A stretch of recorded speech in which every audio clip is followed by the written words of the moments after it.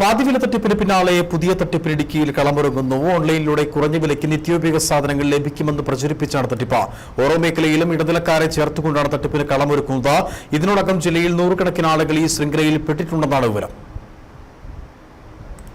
കഴിഞ്ഞ ദിവസങ്ങളിലാണ് വിവിധ വാട്സാപ്പ് ഗ്രൂപ്പുകളിൽ ഈ പരസ്യങ്ങൾ പ്രത്യക്ഷപ്പെട്ടത്. കുറഞ്ഞ വിലയ്ക്ക് നിത്യോപയോഗ സാധനങ്ങൾ ലഭിക്കുമെന്നാണ് വാഗ്ദാനം.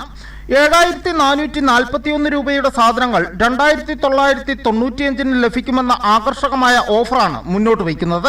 എല്ലാ ബ്രാൻഡുകളുടെയും വൈവിധ്യങ്ങളായ പ്രൊഡക്റ്റുകൾ മാർക്കറ്റിലെ ഏറ്റവും മികച്ച വിലയിൽ ലഭിക്കുന്നു എന്നതിനു പുറമെ കസ്റ്റമർക്ക് വാലറ്റും ഡിസ്കൗണ്ട് പോയിന്റിന് ലഭിക്കുമെന്ന് സംഘം അവകാശപ്പെടുന്നു. ജില്ലാ തലത്തിലും ഏരിയ തലത്തിലും സ്റ്റോറുകൾ തുടങ്ങുവാനും ഈ കടകളിലേക്ക് സാധനങ്ങൾ എത്തിച്ചു നൽകുമെന്നുമാണ് സംഘം വാഗ്ദാനം ചെയ്യുന്നത്. ഇതിനോടൊപ്പം ഏരിയ തല ഇടനിലക്കാരെയും ഇവർ നിയമിക്കുന്നുണ്ട്. ഇതിന് ഉൽപ്പന്നങ്ങൾ അടങ്ങിയ 400 കിറ്റുകൾ എടുത്താൽ മതിയെന്നാണ് സംഘം പറയുന്നത്. ഓഡിയോ വീഡിയോ സന്ദേശങ്ങളും വിവിധ ഗ്രൂപ്പുകളിൽ ഇവർ പ്രചരിപ്പിക്കുന്നുണ്ട്. ഉൽപ്പന്നങ്ങൾ പകുതി വിലയ്ക്ക് ഇവർ എങ്ങനെ നൽകും എന്നതാണ് സംശയം ജനിപ്പിക്കുന്നത്. സംഭവത്തിൽ വിശദമായ അന്വേഷണം നടത്തണമെന്ന് KPCC മീഡിയ വക്താവ് സേനാപതി വേണു ആവശ്യപ്പെട്ടു. ഇത് തന്നെയായിരുന്നു പകുതി വില തട്ടിപ്പിലും പറഞ്ഞിരുന്നത്. നിങ്ങൾക്ക് പകുതി വിലയ്ക്ക് സ്കൂട്ടർ കിട്ടും, വളം കിട്ടും, അല്ലെങ്കിൽ വെള്ളമടിക്കാനുള്ള മോട്ടോർ, ജലസേചനത്തിലുള്ള മോട്ടോർ കിട്ടും എന്ന് പറഞ്ഞാണ് സാധാരണക്കാരനെ കബളിപ്പിച്ചിട്ടുള്ളത്. ഇവിടെയും ഇത് തന്നെയാണ് വന്നിരിക്കുന്നത്. കുറഞ്ഞ വിലയിൽ നമുക്ക് ആവശ്യമായ സാധനം എങ്ങനെയാണ് ഇങ്ങനെ കുറഞ്ഞ വിലയിൽ ഇവർക്ക് കൊടുക്കാൻ കഴിയുന്നത്?